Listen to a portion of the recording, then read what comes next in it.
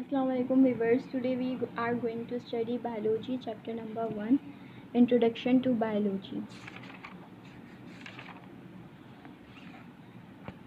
Introduction, पहले introduction में पढ़ लेते हैं। Biology is a branch of natural science. Biology branch है नेचुरल साइंस की, मतलब कि कुदरती साइंस की, which deal with the study of living being, मतलब कि ये जानदार चीज़ों के बारे में बात करती है। जैसे कि फिजिक है वो क्या कहते हैं, नॉन लिविंग चीज़ों के बारे में बात करती है। इसी तरह केमिस्ट्री भी नॉन लिविंग से रिलेटेड है। लेकिन बायो जो है वो एक नेचुरल साइंस है जिसमें हम लिविंग बीइंग की बात करते हैं, जिसमें हम जो जानदार चीज़ें होती हैं उनके बारे में बात करते हैं, जो बढ़ सकती हैं, जिनके अंदर एक पूरा फंक्शन होता है, उनके बारे में बात करते हैं। It provide the knowledge about living organism. ये जानदार चीज़ों के बारे में नॉलेज देती हैं with different form each other in shape, size, composition etcetera. मतलब कि जानदार चीज़ें तो होती हैं लेकिन वो भी अलग अलग तरीके की होती हैं। कोई जैसे कि प्लांट भी एक जानदार चीज़ है, लेकिन उसका फंक्शन, उसकी स्ट्रक्चर, साइज़, उसका शेप, सब कुछ लिविंग बीइंग से, मतलब कि एक ह्यूमन से डिफरेंट है। जबकि दोनों ही लिविंग ऑर्गेनिज्म हैं, लेकिन दोनों एक दूसरे से डिफरेंट हैं। The word biology come from Greek language. ये एक ग्रीक लैंग्वेज से आया है। Bio meaning life. बायो का मतलब होता है लाइफ, बायोस मीनिंग लाइफ, मतलब कि जिंदा, एंड लोगोस मीनिंग थॉट और रीजनिंग, मतलब कि discussion. Thus biology meaning study of life. Biology की मीनिंग है कि हम लाइफ के बारे में स्टडी करते हैं, ज़िंदगी के बारे में स्टडी करते हैं विद साइंटिफिक रीजंस।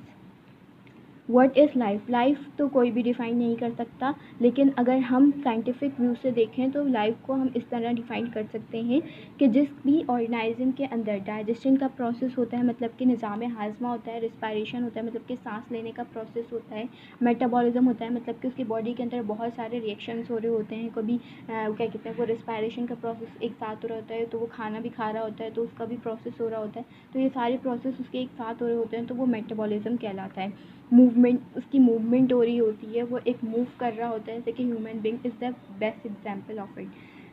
और क्या कहते हैं, ग्रोथ हो रही होती है, वो बढ़ रहा होता है। अच्छा, प्लांट को हम क्या कहते हैं, लिविंग ऑर्गेनिज्म क्यों कहते हैं? क्योंकि वो बढ़ रहा होता है, उसकी ग्रोथ होती है। जिस भी चीज़ की ग्रोथ होती है वो लिविंग ऑर्गेनिज्म होता है। उसकी डेवलपमेंट होती है, मतलब कि वो डेवलप भी हो सकता है। एक्सक्रेशन होती है, और क्या कहते हैं, इरिटेबिलिटी होती है, मतलब कि उसके अंदर बहुत सारी क्या कहते हैं, नॉन क्या कहते हैं, जैसे कि उसके अंदर कुछ इरिटेशन भी पाई जा सकती हैं, रिप्रोडक्शन भी पाई जाती है, मतलब कि वो एक से ज़्यादा भी बन सकते हैं आगे जाके।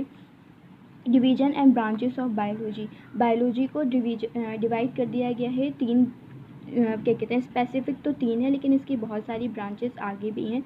जूलॉजी, जू कहते हैं जब आप चिड़िया घर को जू कहते हैं, तो यहाँ पे जू का मतलब एनिमल है, और लॉजी का मतलब है स्टडी करना, मतलब कि एनिमल के बारे में स्टडी करना। The word zoology is drive from Greek language. ये ग्रीक लैंग्वेज से आया है, जून से निकला है ये वर्ड।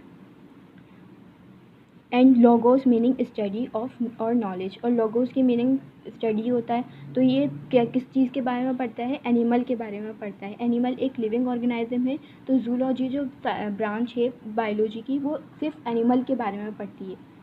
और इसी तरह बोटानी, बोटानी जो वर्ड्स है वो भी ग्रीक लैंग्वेज से आया है, बोटान से। और ये जो और लोगोस की मीनिंग आपको मैं बता चुकी हूँ, स्टडी और नॉलेज। तो ये स्टडी करता है प्लांट की।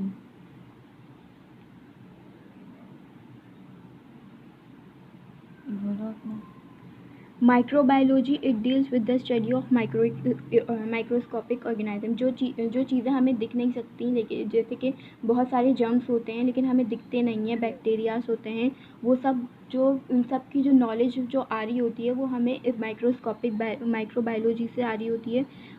इन सब चीज़ों को सिर्फ हम नेक आई से नहीं देख सकते हैं, हमें इसको माइक्रो ऑर्गेनिज्म में माइक्रोस्कोप में देखना पड़ता है, which can be seen with only help of microscope. और ये सिर्फ माइक्रोस्कोप से ही देखे जा सकते हैं, हमारी नेक्स्ट आई से हमें ये नहीं दिख सकते।